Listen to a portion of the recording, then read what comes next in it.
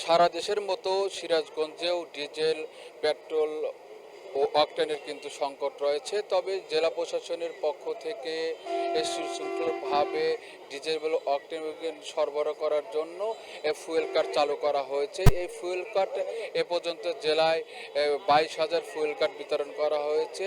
জেলার 24টি তেল পাম্প থেকে কিন্তু এই ডিজেল ফুয়েল কার্ড ধারীরা তেল সংগ্রহ করছেন। আমি এখন যেখানে দাঁড়িয়ে আছি সিরাজগঞ্জ শহরের সয়াদনগড়ার পার্ক ফিলিং স্টেশনে। এখানে সকাল 7টা থেকে তেল সরবরাহ করা হচ্ছে। এখানে সিরিয়াল দিয়ে কিন্তু যারা রয়েছেন তারা এই ফুয়েল কার্ডের মাধ্যমে তেল সংগ্রহ করছেন এবং এই ফুয়েল কার্ড ধারী ছাড়া কিন্তু এখানে কাউকে তেল দিচ্ছেন না। ফলে কিন্তু আগে যে বিশৃঙ্খলাভাবে তেল সংগ্রহ করা হতো এটা কিন্তু অনেকটাই শৃঙ্খলার মধ্যে ফিরেছে। একই সঙ্গে এই শৃঙ্খলা রক্ষার্থে এখানে পুলিশ মোতায়েন করা হয়েছে। একই সঙ্গে 24টা পাম্পে 24 জন ট্যাগ অফিসার নিয়ে করা হয়েছে এবং 24 জন নির্বাহী ম্যাজিস্ট্রেট কিন্তু তদারকির জন্য রয়েছে।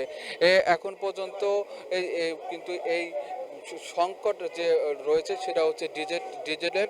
সিরাজগঞ্জে 1,51,000 হেক্টর জমিতে বোরো আবাদ হয়েছে। তারা কিন্তু আমাদেরকে জানিয়েছে তারা সংকটে রয়েছে, ডিজেল সংকটে রয়েছে, যে কারণে কিন্তু ফসল উৎপাদন নিয়ে তাদের ভিতরে একটা শঙ্কা বিরাজ করছে।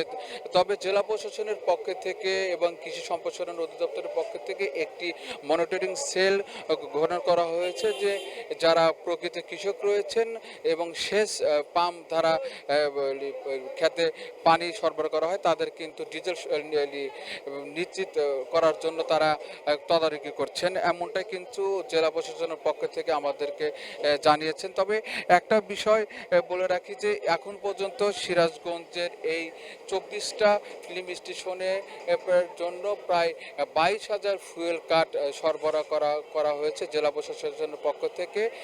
এতে কিন্তু আগে যে বিশৃঙ্খলা ছিল সেটা কিন্তু অনেকটাই নিয়ন্ত্রণে রয়েছে।